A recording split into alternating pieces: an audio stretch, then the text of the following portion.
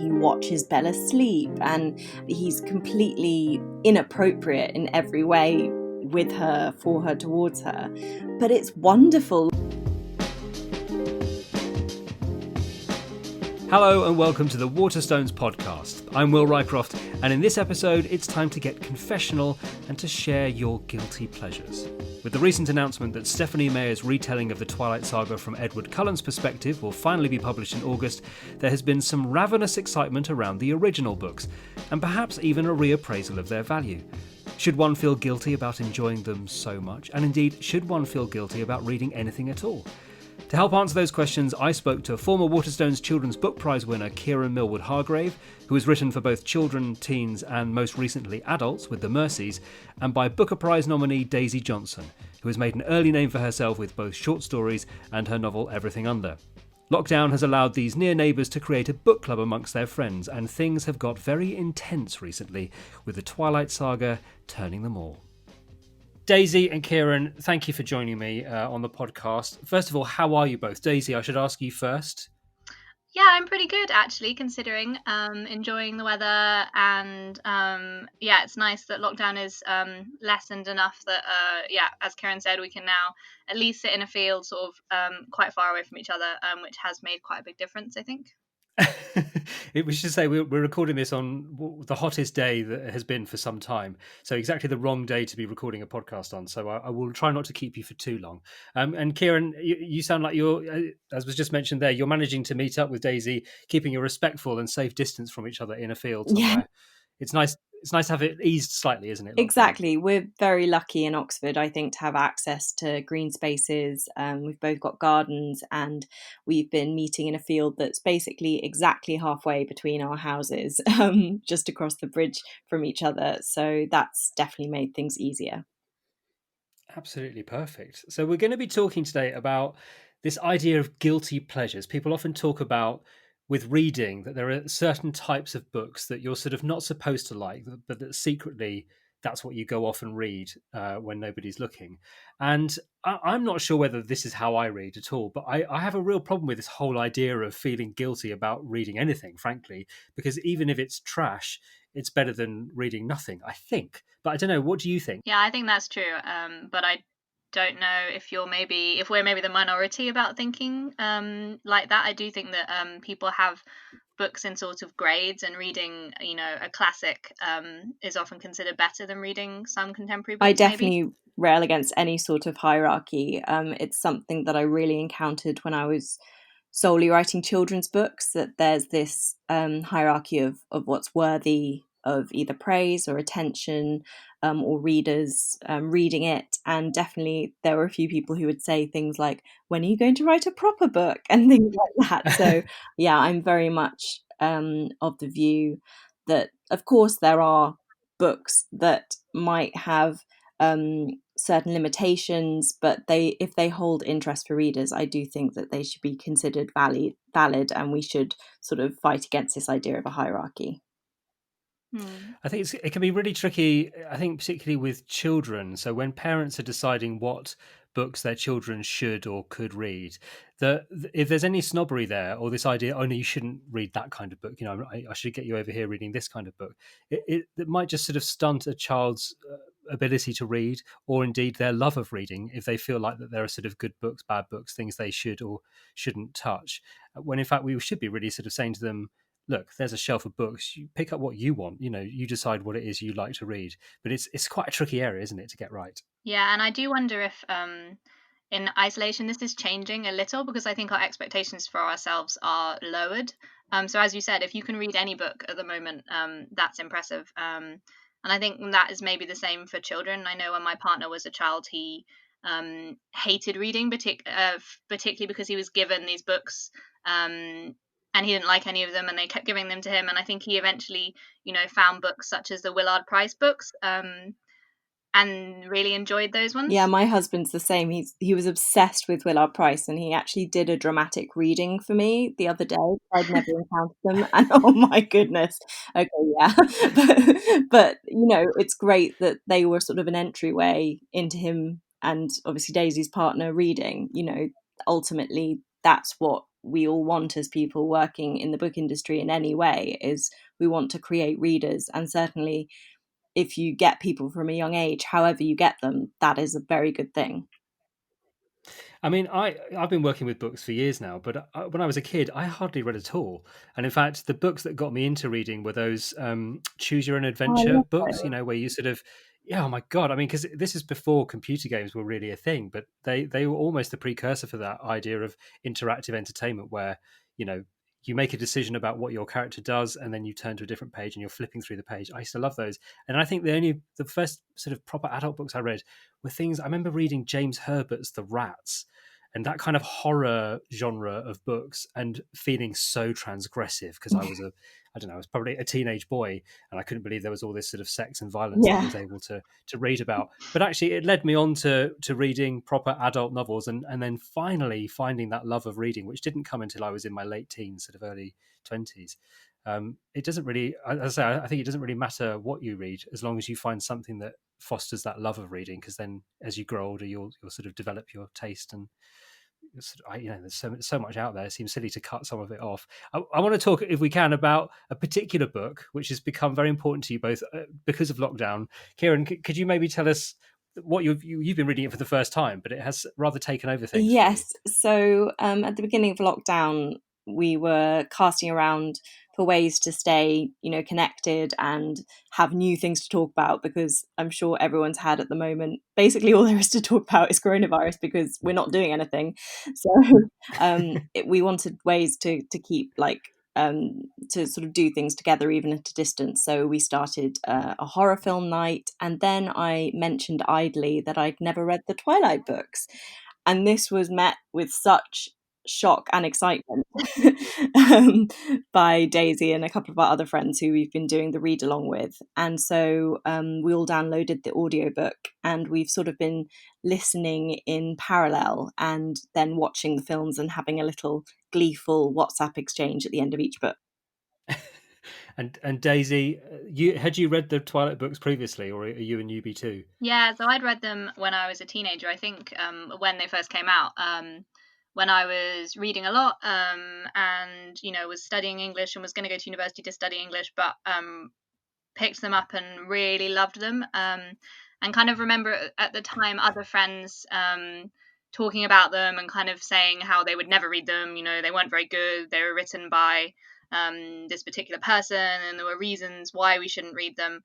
But I had that very sort of teenage glee at reading about this very intense relationship. And they're very sexy books, which I think at the time was, did feel quite transgressive. And then reading them again now, there's definitely that same feel. You have that sort of gleeful, slightly naughty feel reading them, which is, I think, perfect for lockdown. And I think we've both been listening to them on audio, which is even better because you can kind of do other things while you're listening.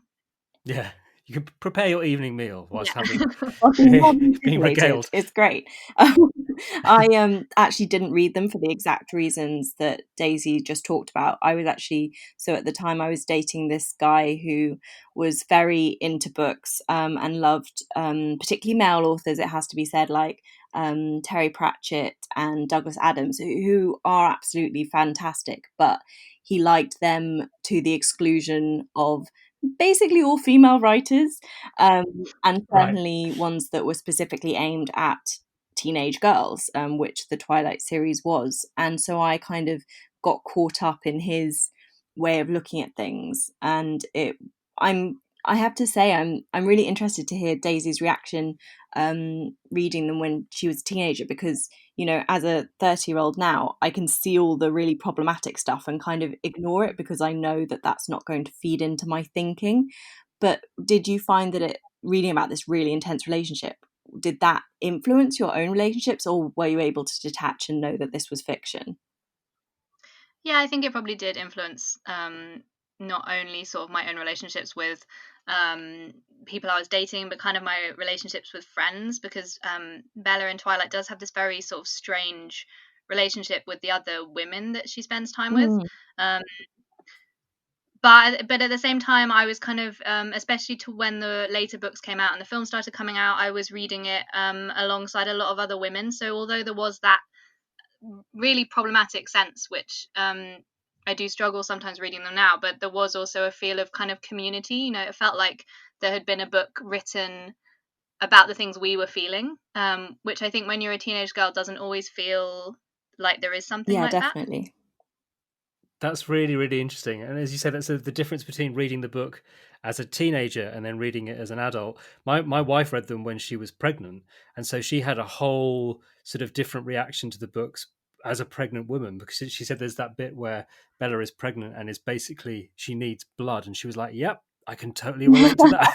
This sort of idea of this hunger that was sort of happening, that was going through her body at the time, was something that she could totally relate to, even though, of course, it's so different to sort of, you know, in literal terms to her experience. But, you know, it's interesting that she found something completely different from those books because of her own experience. There seems to be a depth to them that, again, as you say, at the time that they were published, people were sort of talking about them like, oh, they're these sort of slightly sinister books which are there to basically stop teenage girls having sex by making it sound scary and terrifying, like it was some kind of born again Christian thing over in the I States. think that Stephanie Meyer has talked about them being, you know, kind of a parable for abstinence, but they have totally the opposite effect. It was so sexy, like the yearning and it, you know, it is problematic, this kind of obsession that Edward has, and he watches Bella sleep, and he's completely inappropriate in every way with her, for her, towards her. But it's wonderful, like, to read as well as escapism, and it's, you allow yourself to fall into that fiction of the book. And it's really interesting for me hearing, like, Daisy saying about, you know, how it affected her relationship with female friends, because yeah, she treats her friends so badly. So badly. Like, she's so dismissive, and they're just all sort of extra characters, you know, around the main plot of her life, which obviously is part of the restriction of writing a book, but you really just get the sense she's so self-obsessed. And I guess that is quite how you feel as a teenager, like you're very much seeing the world through your keyhole, and there's not much else. You've kind of got this tunnel vision about the things you care about. And I think it's also quite it felt quite problematic at the time, the amount of criticism that was given towards the books, because it just wasn't the criticism that was given towards any of the books written by men. You know, the books that Kiran said she was Yeah. reading, which are equally problematic in their representations of relationships and their representations of what women should give to relationships. But it was very focused on this book by a woman, you know, narrated by a woman, which I think is a bit it's complicated. It's definitely complicated. I mean, because we have this a lot. Again, this sort of, we've spoken a bit about the snobbery that surrounds reading, but as you say, also this policing of who gets to talk about things, and also how men and women writers are treated completely differently. We think of something like 50 Shades of Grey, of course, another series of books which was sort of spoken about in a certain kind of way, but again, about a woman and a relationship, her perspective on that, written by a woman. And I think a lot of that criticism, again, coming from people who were scared of these suddenly empowered women having something to say about sexual desire, about relationships, and about changing the way that we look at those things. Does that seem fair? I mean, I don't like 50 Shades of Grey, and I did read it sort of with quite an open mind. And I did find that, interestingly, in a way that I don't find Twilight, kind of through a male gaze.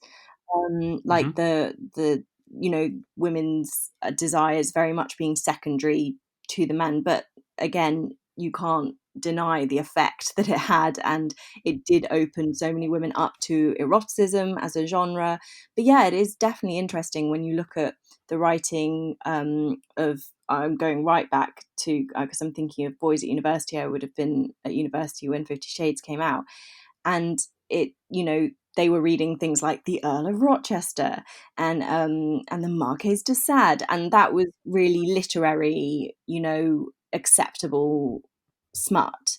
And then 50 Shades came along, a lot tamer, a lot less violent than those things, and just none of the scrutiny. No one would write, you know, a PhD on on 50 Shades and be taken as seriously as they would if they were writing on the Earl of Rochester or the Marquis de Sade. So there is definitely that double standard, and yeah, as Daisy said, it's very problematic and very complicated.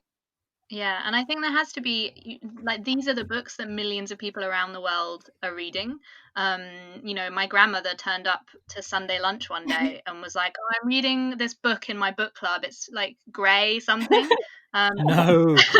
and she was maybe, I think, 65, 70 at the time, and all of her friends were reading it and they were passing it around among themselves. And she reads a lot, but she was reading this book with people who don't read a lot. And this is the one book that got them all talking. So it is really problematic, but what is it about these books that mean they're the ones we're all reading rather than something else? I think that's the sort of $1 million question, isn't it? That book seemed to come out of nowhere, and the fervor around it seemed very surprising at the time. And I'm not sure it'd be really. I'm sure somebody has written a PhD about it, and that sort of idea about why that book became so popular at that time, and indeed why any book. We have these moments, these little books that come along and seem to capture something in the zeitgeist or something that seems to need to come to the surface, and it varies from year to year. It's so different whether it's Gone Girl or Eleanor Oliphant or Normal People. All Right by now has sort of women. Yeah. all by, well, yeah, isn't this interesting? Yeah, all by women, and saying something. This of course is probably related to the fact that women buy more books and women read more books than men do, and so they're finally maybe getting a chance to share what they're reading and what they actually feel about it, because there are more forums for people to talk about these things than there were in the past, rather than the sort of, as you said, that kind of university based curriculum of reading that has been well established for many years, and all those male writers that we're well used to hearing about. I mean, of course, you're both writers yourselves, and I wonder whether how you feel about how that conversation is changing with women writers coming more to the fore, perhaps. Does it feel like that to you as women writers? So I think it is undeniably changing when you look at it in pure figurative terms. A lot more women are being published.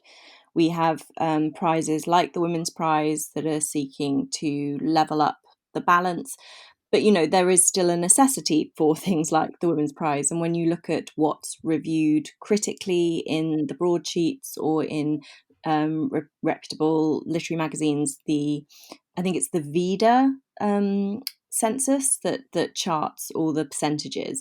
And, there is still a huge bias towards men, which is extraordinary to me, because I read basically all women. And that's not, in some one-handed sort of one woman attempt to write the balance. It's just because women tend to be writing the books I want to read. So there is still a way to go. Of course, there's progress, and it's progress in the right direction, but there is still a way to go, and we are still being invited to talk on panels titled "Writing Strong Female Characters."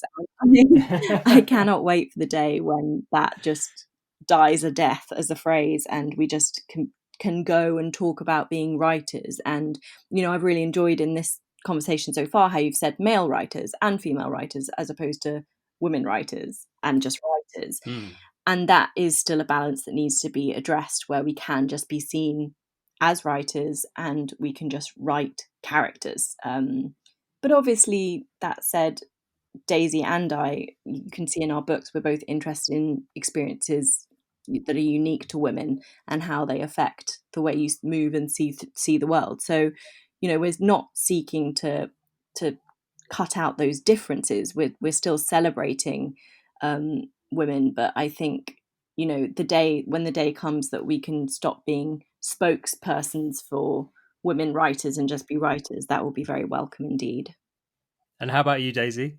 Yeah, I would agree with all of that. I think I do feel, and I don't know whether this is just because this is kind of the time Kiran and I have been writing, but I do feel like there's a lot of women writing at the moment, and I suppose more importantly, women kind of winning prizes or being talked about, and that is really exciting. But I definitely agree with Kiran that it sometimes gets frustrating when the only thing about you that's spoken about is the fact that you're a woman, and that you are kind of a placard for something. And Sarah Hall has this had this really good line in an interview where she was asked, why do you keep writing women characters? And she said, well, I'll stop writing women characters when you stop asking that question.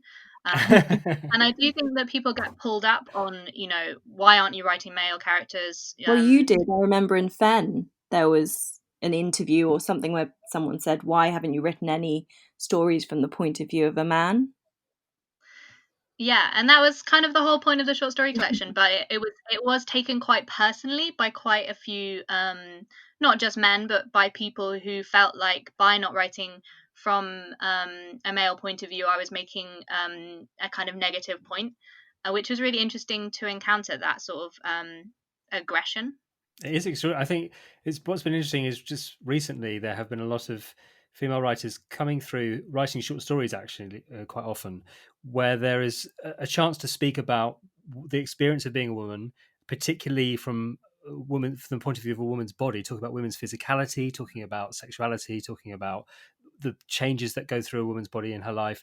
And a lot of male readers have found that quite hard to deal with. Like, no, I prefer it when I'm reading Philip Roth and there's a woman and she has marvelous breasts and we're just talking about having sex with her, because that has been the kind of writing that people have been used to reading for decades, it seems.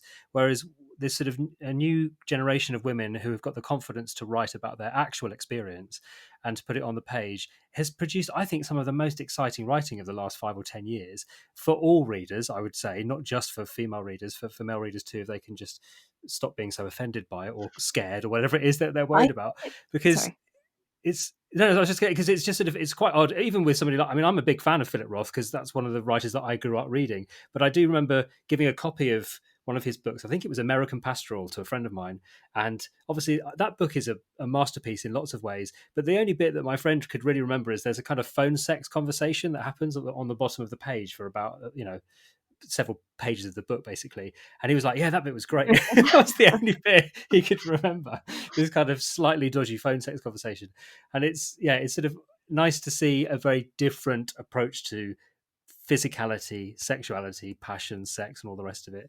And it's coming from female writers, not from men at the moment, I think. I think it's a question of empathy. Like as women, we've grown up reading books that are, I like, certainly when I think of my favorite books as a child, quite, I'd say over half of them were by men, and we're used to making that imaginative leap into a male body, and sort of inhabiting that male gaze, and maybe that's why we're such good and voracious readers, and maybe that's why men find it more challenging because they've just not had to make that imaginative leap. They can't. They need their books to reflect them and their experiences. And actually, as soon as you let go of that, there's this whole wealth of literature opens up to you, and you can travel through anything. So I think really it's win-win. The more that literature by and from the perspective of women gets normalized, that's positive all round. Yeah, I think that's true, and I also think that maybe what's happening is that there have always been women writing and kind of writing about the body from their own point of view, but they've always been sort of put in these Yeah. boxes, called kind of domestic writers or kind of kitchen sink writers. I've been reading Shirley Jackson's biography, and it talks about this a lot, about how she was doing these things a really long time ago, but she was often, particularly by reviewers, put to one side, very separate from the men. And I think that women are now, we're still writing about domestic things. In Kiran's book, The Mercies, there's a lot about bread making and making fires. But we're also writing about, I guess, themes which are perhaps thought of as more masculine, adventure stories, or yeah, I'm not sure what my point is there, but No, but Shirley Jackson was like pushed into genre and like kind of Mhm. pulpy genre. That was kind of her box. And I'm sitting here with Daphne du Maurier's Rebecca next to me, and it's the same. Your Daisy's completely right. Like, these stories have actually always been written. They've just been pushed to the edges and put in these boxes of genre, and therefore discounted as being important, and maybe considered only as sort of guilty pleasures. What we're talking about. They weren't proper books, when actually, of course, they hold as much worth as anything. Yeah, Rebecca's our next book that we're all reading together, which I think is going to be so interesting reading after Twilight. Yeah, I'm excited. It's gonna be great.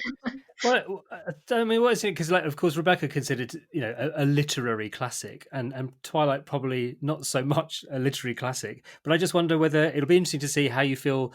It's such a weird term, but the quality of the writing, which seems to be the thing that people are talking about when they separate books from literary and sort of not literary. I wonder how it will compare, because, again, a lot of people who were saying that you shouldn't read Twilight were people who hadn't actually read it and don't know about the quality of the writing, don't know about how it reads as a book, and just had a problem with this idea about what might be actually inside the book. So we're going to have to get you back, aren't we, to find out how Du Maurier compares to Meyer. But I mean, there's this bizarre thing. I mean, I just wonder whether part of this is to do with how we categorize writing. This idea that we have to put genres in different shelves, or we have to sort of, this whole idea, the whole phrase literary fiction still confuses me. I don't know how you decide what is and what isn't literary fiction. I'm talking as sort of somebody from Waterstones, which of course has to put books in a particular area or shelf. It can be problematic, because sometimes when I go down onto the shop floor just to find a book for something, I can't find it because somebody's decided that it's romantic fiction when it's what I would consider to be just a contemporary novel. How do you feel about categorization and genre, and this idea of putting books into particular boxes? So I worked when I first moved to Oxford at Blackwell's, and found as a bookseller it helpful, and I suppose also as a browser. When you go into a bookshop and you think, I like this writer and I want a writer similar to this, you can go to sections. But I think it's come with this sort of, as we've been talking about, kind of inane snobism. In that you'll find very different people browsing the science fiction section than you will find browsing the literary section, or even the YA section or the crime section. And it feels, I think we would write much better books if we could destroy some of these boundaries. And I think this is happening, and I wonder if children's writing is perhaps leading the way in this a little bit. That we're beginning to remove some of these some of these snobby ideas. But it is interesting that we think literary books are written well but don't necessarily have a very good plot, and kind of other books are written badly but very well plotted, and it feels to me that they should all be both of those things. Yeah. Is it too much to ask? Yeah. But I absolutely agree with all that, and I think that that's hitting the nail on the head, that it's useful for readers, it's useful for booksellers, but it's definitely not useful for authors to be thinking, that's marketing, that's, and it's hard not to think about those things when you literally make your living from writing. But it's so important to keep that at a step removed and just think about the story you want to tell, and not be trying to write in a way that comes unnaturally, or I'm really feeling excited, for example, about Daisy's book that's coming out in August, Sisters, because that is horror. When people ask me what it is horror, but it's literary fiction because it's so extraordinarily written. It has a sort of timeless quality, and I think that a lot of my favourite books are a combination of those things. Going back to Rebecca, it's a thriller, but it's also an incredible character study and has this amazing sense of place. So definitely, my favourite books all seem to knock down those walls. That's a really interesting point. Yeah, the sort of those ones that seem to meld genre or to sort of escape categorization are often the ones that can stimulate the reader the most. Yes, I mean, we have very exciting books coming from you both, and you are both sort of perfect examples of what I was talking about earlier. Sort of young female writers who are daring to sort of push things into areas where it hasn't gone before. Real creativity, to keep, for even voracious readers like myself, constantly surprised and interested. So I can't thank you both enough, not only for your books, but also for your conversation today. Have you finished your Twilight reading group now, and you now moving on to Rebecca? Is that your next read? I'm still on New Moon, So I've got a way to go, but I think I'm gonna read, because I read a lot quicker, obviously, than an audiobook can go. And this copy of Rebecca, my dad actually found in an abandoned house, so it's almost definitely haunted. So I need to read it fast before it kills me. Oh my God, that sounds absolutely terrifying. That's a good podcast. Yeah. Okay. Assuming that you survive the reading experience, Kiran, can we please have you both back to discuss Rebecca? I would love that. Yeah, that would be great. Thank you. Fantastic. Well, listen, I'll let you both get back to the sun and to enjoy the weather whilst we can. It's been brilliant to speak to you both. And obviously, we wish you the best of luck with your forthcoming publications. Thank you so much. Thanks, Will. Thank you. Bye.